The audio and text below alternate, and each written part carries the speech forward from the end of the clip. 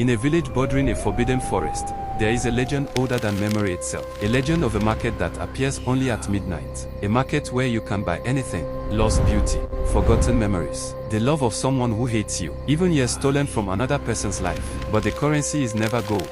The price is always something far more precious: your shadow, your laughter, your dreams, or even your soul. The villagers call it the midnight market, and anyone who enters it after the moon reaches its highest point may never return the same. But tonight, a young man named Kofi has no choice, because generations ago, his grandfather made a bargain there, a bargain that cursed their family forever. And before sunrise, Kofi must win back what was stolen, or lose himself in the darkness forever. Kofi lived in the village of Asempa. For generations, his family suffered strange misfortune. One became successful, disaster followed. Their farms failed, their businesses collapsed, their names carried no respect. No matter how hard they worked, people ignored them. Their words held no weight. It was as if the village could hear them, but never truly listen. One evening, while cleaning his late grandmother's hut, Kofi discovered a hidden wooden box. Inside was an old leather journal.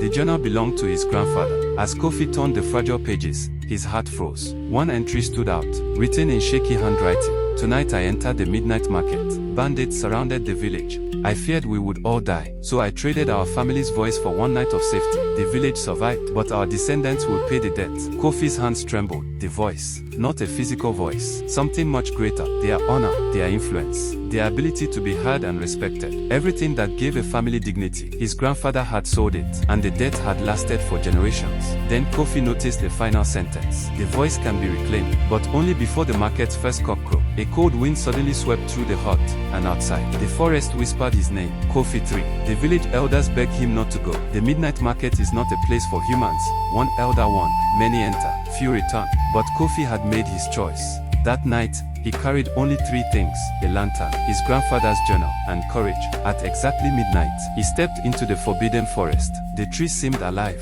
their shadows twisted unnaturally. Strange whispers drifted through the darkness. Some sounded like laughter, others sounded like crying.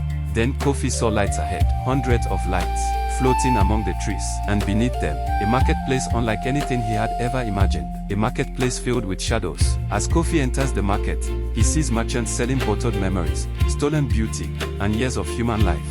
Then a tall merchant with glowing eyes smiles and says, "Welcome, grandson of the man who sold the voice. I've been expecting you." To be continued in part 2. What would you trade if the midnight market were real? Your shadow, a memory, or nothing at all? Comment below before part 2 begins, and subscribe for the next chapter of the midnight market, shadow bargains and soul debts.